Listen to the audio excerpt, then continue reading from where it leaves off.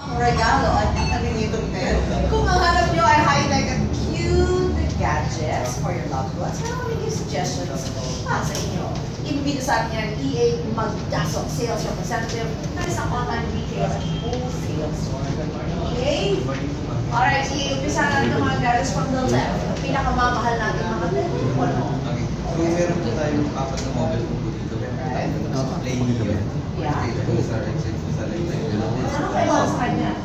So, dalawa yung picture composition natin. Okay. And then, meron po tayong Flare S4. Yes. Okay. So, sa Flare S4 po is the camera po.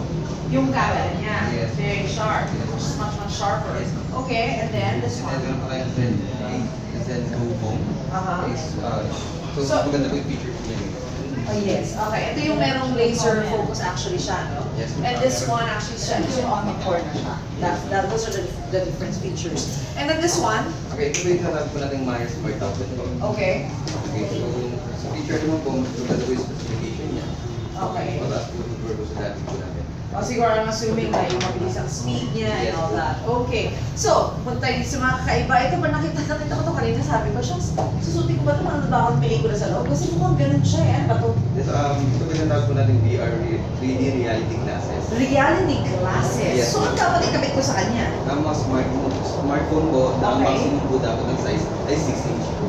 Okay, so ikakabit ko yung phone ko sa kanya and then ano mangyayari? And then, pag i-focus nyo lang po yun, magiging 3D na po yung tsura.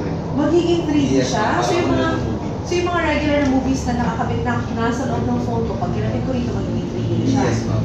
Wow, May nice. VR. 3D glasses, why not? And Ito then ito na, naman, may mura niyan eh. Yung mga gawa sa papel at yung cardboard 400 pesos ako, lang. mga anak ko, hello. Yung mga ganyung plastic, mga 1,000. So ikakabit mo lang ito via Kailangan mo lang ng phone. sa cellphone. Yes, ma'am. Tapos i-upload po natin. Tapos pwede na sila maglaro na may ganyan. Yes, ma'am. Lalo sa yung mga racing games po. Oo nga naman. Kasi minsan naman nakakangawit pag yung telepono ka mismo naglalaro. So mas maganda kung meron kang ganyan. Mas medyo malayo-layo ng konti yung ano mo, yung gadget mo. Oh, why not, diba? Maganda regalo yun sa mga bata. Ito maganda regalo pa rin sa mga matanda. Kasi lahat tayo ngayon, kailangan ito. Ito. Ito ba tinatawagan din E6 and 10,000 mAh power bank po natin. 10,000 million. Wow, okay. Ibig sabihin, ang daming beses yung mga 8 times siguro pwede ka mag-charge. Yes, ma'am. Correct? Yes, Pwede pa sa laki ng gadget mo kung tablet ba o di kaya telepono. Says 10,000.